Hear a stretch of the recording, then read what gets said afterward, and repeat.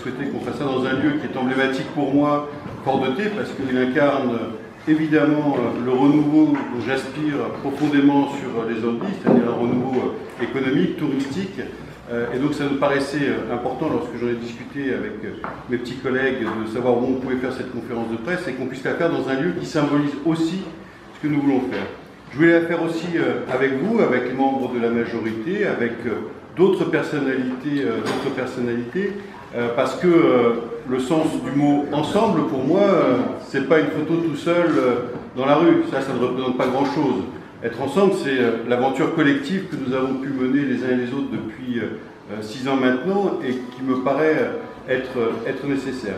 Ce soir, ce n'est pas le lancement de la liste, ce n'est pas le lancement officiel de la campagne municipale, on a encore le temps, il nous reste encore quelques mois. Ce soir, c'est le lancement d'une nouvelle association.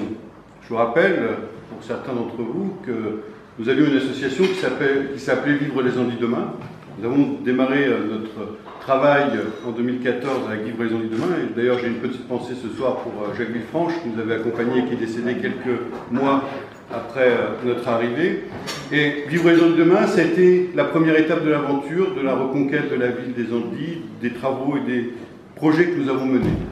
Et quand j'ai commencé à réfléchir à la poursuite, à ce que ça allait pouvoir devenir, j'ai cherché un nom qui pouvait correspondre à ce que nous avions fait. Et donc, tout naturellement, les Andelys passionnément est arrivé parce que je crois que ce que nous avons fait avec passion. On m'a demandé quel était le parti politique, qu'est-ce que j'allais vouloir représenter. Et j'ai dit tout simplement que mon parti, c'était les Andelys.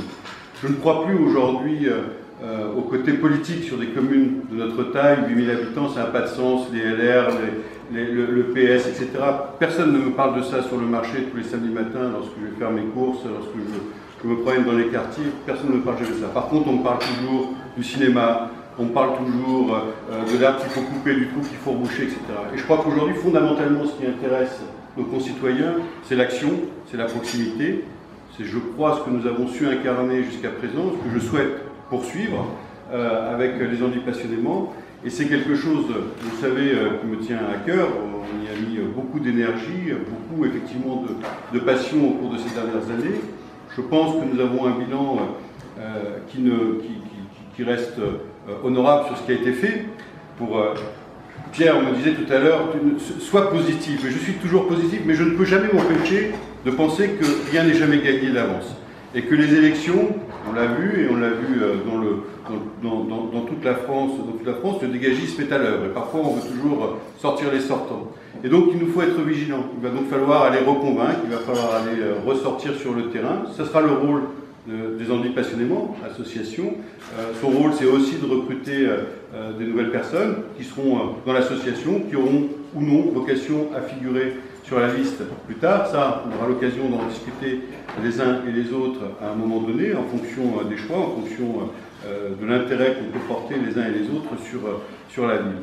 Donc, au combat, moi je suis très fier de repartir et de réincarner ce combat. Je me suis interrogé il y a quelques mois sur la nécessité d'y retourner. Est-ce que ça va le coup, notamment pendant la crise des Gilets jaunes, parce qu'à un moment, quand on voit de la défiance dans les yeux des gens vis-à-vis de l'institution politique, c'est toujours compliqué de se dire est-ce qu'on fait bien le boulot. Et puis, au fur et à mesure du temps, au fur et à mesure des visites, au fur et à mesure des projets que nous avons menés, au fur et à mesure des travaux qui ont été réalisés, que nous avons inaugurés, j'ai vu beaucoup de gens qui m'ont dit merci, qui nous ont dit merci, à moi, aux autres.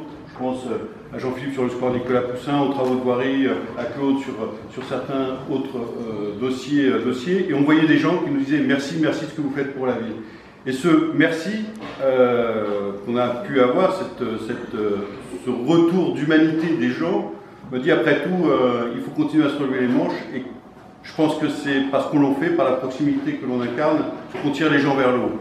Il ne faut jamais les tirer vers le bas, c'est pas en étant dans un côté défaitiste qui ne permettra pas de faire avancer la collectivité, parce que la collectivité, on l'a vu, et en 6 ans, on peut ruiner une collectivité, ou tout du moins en dégrader suffisamment l'image pour que l'effort derrière soit conséquent.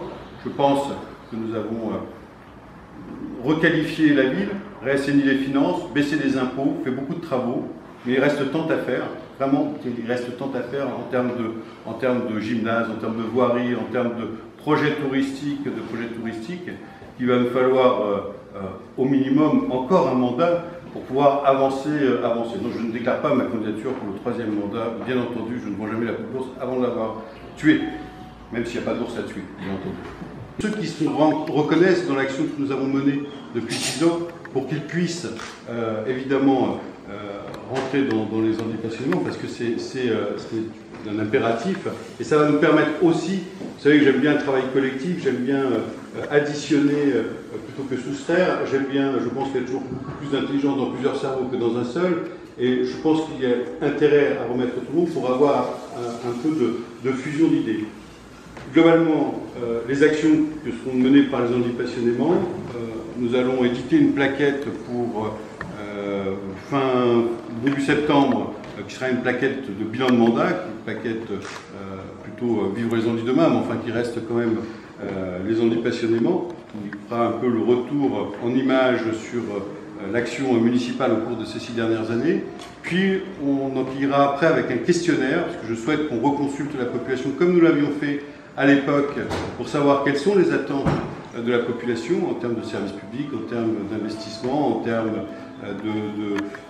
d'écologie et bien d'autres thèmes. Et puis après, je pense qu'on arrivera tranquillement vers le mois de janvier, mi-janvier, et je pense qu'après on partira en campagne électorale pour la liste et pour les Handis Passionnément, aller distribuer, faire du porte-à-porte, comme ça a déjà été fait pour ceux qui ont déjà participé à ce genre d'aventure.